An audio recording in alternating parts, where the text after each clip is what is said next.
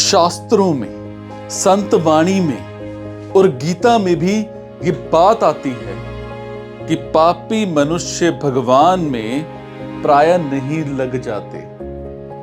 पर यह एक स्वाभाविक सामान्य नियम है।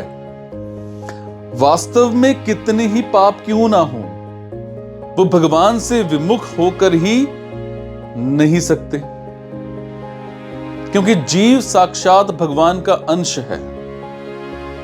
सो उसकी शुद्धि पापों से आच्छादित भले ही हो जाए पर मिट नहीं सकती। इसीलिए दुराचारी भी दुराचार छोड़कर भगवान के भजन में लग जाए तो वो बहुत जल्दी धर्मात्मा भक्त जो हैं, बहुत जल्दी दुराचारी भी दुराचार छोड़कर भगवान के भजन में लग जाए तो वो बहुत जल्दी धर्मात्मा भक्त जो है वो बन जाता है।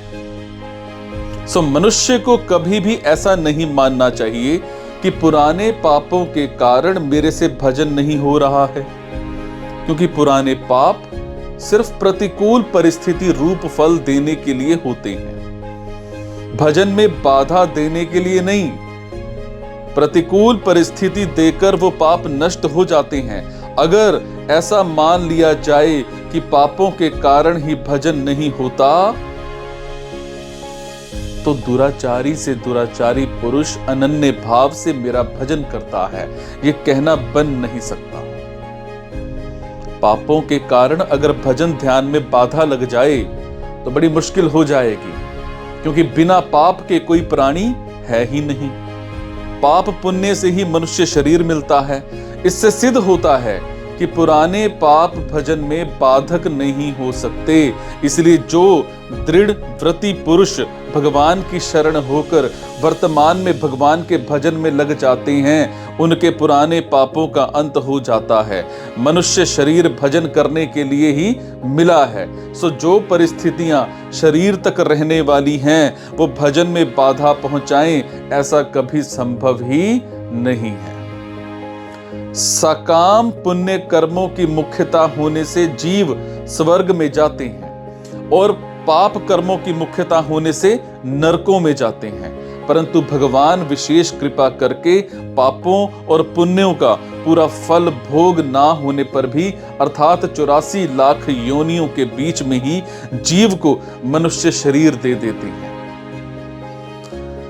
मनुष्य शरीर में भगवत जन का अवसर विशेषता से प्राप्त होता है। सो मनुष्य शरीर प्राप्त होने पर भगवत प्राप्ति की तरफ से कभी निराश नहीं होना चाहिए, क्योंकि भगवत प्राप्ति के लिए ही मनुष्य शरीर मिलता है। यह मनुष्य शरीर भोग योनि नहीं है, इसको सामान्यतः कर्म योनि कहते हैं। परंतु संतों की वाणी और सिद्धांतों के अनुसार मनुष्य शरीर सिर्फ भगवत प्राप्ति के लिए ही है। इसमें पुराने पुण्यों के अनुसार जो अनुकूल परिस्थिति आती है और पुराने पापों के अनुसार जो प्रतिकूल परिस्थिति आती है, ये दोनों ही सिर्फ साधन सामग्री हैं। इन दोनों में से अनुकूल परिस्थिति आने पर दुनिया की सेवा करना और प्रतिकूल परिस्थिति आने पर अनुकूलता की इच्छा का त्याग करना, ये साधक का काम है। ऐसा करने से ये दोनों ही परिस्थितियां साधन सामग्री हो जाएंगी। इनमें भी देखा जाए तो अनुकूल परिस्थिति में पुराने पुण्यों का नाश होता है और वर्तमान में भोगों में फंसने की संभावना भी रहती है। परंतु प्रतिकूल परिस्थिति में पुराने पापों का नाश होता है और वर्तमान में ज्यादा सजगता, सावधानी रहती है, जिससे साधन सुगमता से बनता है। और इस दृष्टि से संत जन संसारिक प्रतिकूल परिस्थिति का आदर करते आए हैं।